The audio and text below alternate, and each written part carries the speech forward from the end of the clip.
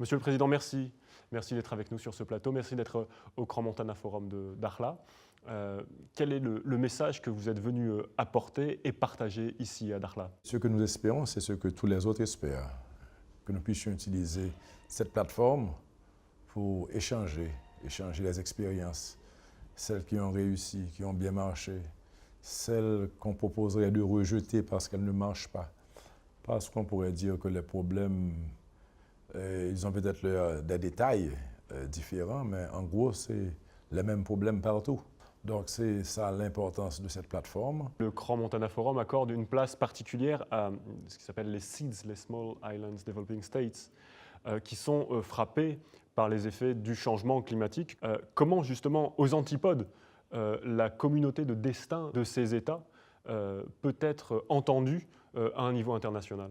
Nous vivons les mêmes problèmes, que ce soit la montée des eaux, les ouragans destructeurs que nous vivons, particulièrement aux Antilles.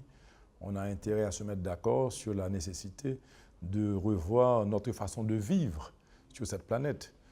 Depuis tantôt 2 ans à 3 ans, les ouragans se font plus violents que par le passé. Donc il y a lieu de respecter les engagements pris à la COP, que ce soit 21, 22. C'est important que les pays qui produisent les gaz de serre, ces grands pays industrialisés, qu'ils suivent une certaine règle ou encore qu'ils diminuent cette pollution.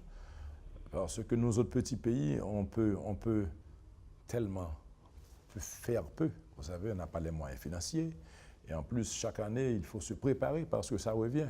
En plus, malgré ce qui s'est passé l'année passée, on ne s'est pas encore remis, on se prépare déjà. Donc, il y a lieu de trouver de bonnes formules. On ne pourra certainement pas rayer tout ça de la planète, mais au moins diminuer les impacts et faire en sorte qu'on puisse respecter la règle en deçà de 2 degrés de réchauffement.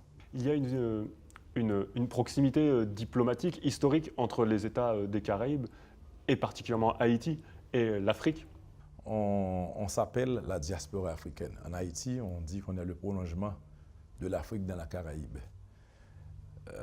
Et c'est pour de bon, que ce soit par le sang qui coule dans nos veines, que ce soit par la couleur de la peau, que ce soit par la culture, l'histoire. Et maintenant, au niveau de la Caraïbe, on doit vous dire que c'est pratiquement pareil. Toutes ces petites îles ont été colonisées. Il y a eu des esclaves sur ces îles. Et maintenant, avec Haïti, il y a eu des rapports particuliers. Puisqu'on le sait, Haïti, en 1804, a redonné son sens au mot liberté. Haïti a peut-être joué son rôle, un rôle historique. Et c'est peut-être, surtout avec ce que nous vivons aujourd'hui, c'est peut-être le tour à d'autres pays de nous venir en aide et de voir comment on peut faciliter le développement en Haïti. Donc il y a lieu d'accepter de collaborer, de coopérer avec ce pays qui a besoin de ses amis aujourd'hui, qui a besoin... D'ailleurs, nous vivons dans un monde interconnecté. Pourquoi laisser Haïti dans une condition qui pourrait vous faire du tort à vous plus tard?